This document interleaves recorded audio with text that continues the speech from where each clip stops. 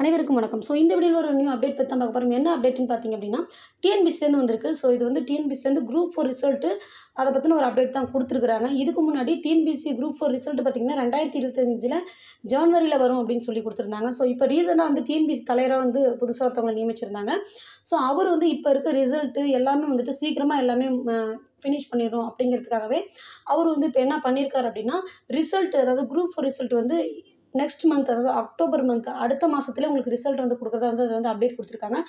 நீங்க கூட பார்க்கணும் அப்டின்னா, டிஎன்பிஎஸ்சி அஃபிஷியல் வெப்சைட்ல போய் பார்த்தீங்க அப்டின்னா உங்களுக்கே தெரியும். அதுவும் இல்லாம இப்ப வந்து இவங்க இந்த ரிசல்ட்ட வந்து இப்ப அக்டோபர் அடுத்த மாசத்திலேயே குடுத்துட்டாங்க அப்டின்னா, 2025க்கான நோட்டிஃபிகேஷன் வந்து உங்களுக்கு மிடில்லே அதாவது ஜூன், ஜூலைலே வந்து உங்களுக்கு நோட்டிஃபிகேஷன் வந்து வெளியிட்டுருவாங்க. அதாவது குரூப் 4க்கான நோட்டிஃபிகேஷன் வந்து வெளியிட்டுருவாங்க.